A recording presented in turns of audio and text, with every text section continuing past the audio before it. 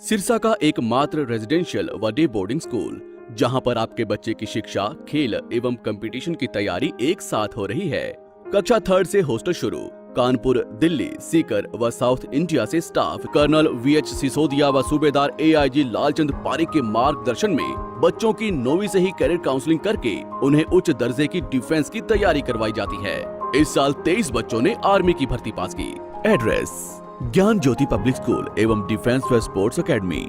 9992571111 8929551111। नमस्कार, स्वागत आपका के हरियाणा पे। मैं हूं आपके साथ रमेश जाखड़ और इस वक्त मैं मौजूद हूं ऐलनाबाद में। और ऐलनाबाद में अभी निकाय चुनाव जो है वो होने हैं, तो ऐसे में तमाम संशय बरकरार रह रहे थे आज से पहले कि ये ऐलनाबाद की सीट पे जो है वो जननायक जनता पार्टी और भारतीय जनता पार्टी अलग अलग चुनाव लड़ेंगी, क्योंकि जननायक जनता पार्टी ने बुमराह को अपना कैंडिडेट भी जो है वो घोषित कर दिया था। लेकिन उसके बाद भारतीय जनता पार्टी ने राजेश कनवाड़िया पे जो है वो अपनी भरोसा जताया है, आस्था जताई है कि ये कैंडिडेट जो है वो उनकी उम्मीदों पे खरा उतर सकते हैं। इससे पहले अगर बात करें तो चर्चा चल रही थी कि भागीराम जो कि पूर्व मंत्री हैं, पूर्व मंत्री भागीराम के बेटे सुरेंद्र पे भी दावेदारी काफ़ी हद तक हम कह सकते हैं कि मजबूती उनकी दिखाई दे रही थी। लेकिन एकदम से सुरेंद्र का नाम हटा करके राजेश कनवाड़िया जी का नाम आया है, तो एक अलग सा ही परिणाम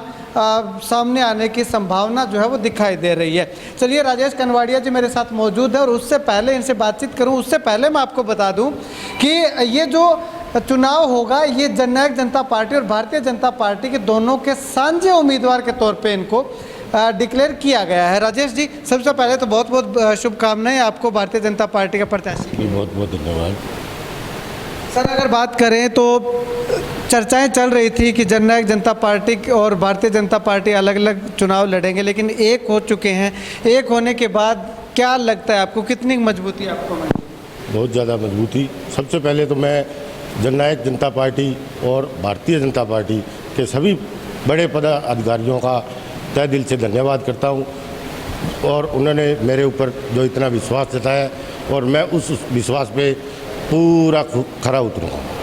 अगर मुद्दों की बात करें तो सर ऐलनाबाद में मुख्यतः मुद्दे क्या हैं, जो कि क्योंकि आप भी ऐलनाबाद के रहने वाले हैं, लगभग ऐलनाबाद शहर से आपका ताल्लुक़ है, जाते रहते हैं आप, तो लोगों ने क्या क्या ऐसे मुद्दे बताए हैं जिनको आप प्राथमिकता से, प्राथमिक दृष्टि से उठाने का काम? सबसे पहले तो मुद्दे की बात करें तो सबसे बड़ा मुद्दा शिक्षा का रहेगा। शिक्षा के अंदर आज हमारा ऐलनाबाद थोड़ा पिछड़ा हुआ दिखाई दे रहा है, तो प्राथमिकता इसी पे रहेगी, शिक्षा के ऊपर। उसके बाद में जैसे सफाई है, और बाज़ार के अंदर सबसे बड़ी समस्या है पार्किंग की समस्या, तो उसको भी सबसे पहले प्राथमिकता दी जाएगी। पानी निकासी की समस्या भी बहुत ज़्यादा महत्वपूर्ण समस्या है, क्योंकि थोड़ी सी भी बरसात आ जाती है तो मुख्य बाज़ार की सड़कें पानी से लबालब हो जाती हैं। तो क्या उसकी ओर भी ध्यान आपका रहेगा? बिल्कुल ध्यान रहेगा जी, बिल्कुल उसके ऊपर भी पूरा ध्यान दिया जाएगा। इसके अलावा अगर बात करें तो आप लोगों के बीच में जा रहे हैं, तो कैसा रिस्पांस, क्योंकि इससे पहले भी आप लोगों के बीच में गए होंगे, कुछ ना कुछ उम्मीदें थी आपको कि हाँ टिकट मिल सकता है, प्रत्याशी बन सकते हैं, तो लोग क्या कुछ कह रहे हैं? लोगों ने पॉजिटिव रिस्पांस दिया और बहुत प्यार दिया है, और आगे भी ये प्यार ऐसे ही मिलता रहेगा। अब आपके सामने चुनौती जो है वो, क्योंकि आपकी भारतीय जनता पार्टी और जननायक जनता पार्टी का तो आपको सहयोग मिल चुका है, लेकिन इसके अलावा अगर बात करें तो इंडियन नेशनल लोकदल का भी प्रत्याशी है, कांग्रेस का भी प्रत्याशी है, और आम आदमी पार्टी जो कि आजकल काफ़ी चर्चा में है उसका भी प्रत्याशी आने वाला है। तो क्या मानते हैं आप, उन सब को जो है वो कैसे आप कम्पीट कर पाए? इसमें सबसे बड़ी बात तो जनता का प्यार, जो कि ऑलरेडी मुझे मिल चुका है, और यही सही जवाब होगा इस चीज़ का। अच्छा, जनता यानी कि जनता आपके साथ है, तो कंपटीशन की जरूरत है। हाँ जी, बिल्कुल। मुकाबला किससे मानते हैं? मुकाबला किसी से कोई मुकाबला नहीं है। किसी से कोई मुकाबला नहीं। अच्छा, अब एक सवाल सर, अंतिम सवाल करूंगा, और बहुत ही इम्पोर्टेंट सवाल ये है कि किसी भी एक प्रत्याशी को टिकट मिलता है तो उसके साथी जो दावेदार होते हैं उनमें कहीं ना कहीं नाराज़गी देखने को मिलती है। यहाँ पे हमें दो तस्वीरें सामने आ रही हैं हमारे। पहली तस्वीर तो ये है कि जो बुमराह को टिकट दे दिया गया था, उसको प्रत्याशी बना दिया गया था, उसको अब नहीं बनाया जा रहा। दूसरा, आपके प्रतिद्वंदी सुरेंद्र जो कि भागीराम के बेटे हैं, तो उनसे कहीं ना कहीं आपको लगता है कि नाराज़गी है या सभी ने मिल बैठ के सहमति बन के ये टिकट हुआ है? ऐसी कोई बात नहीं है जी।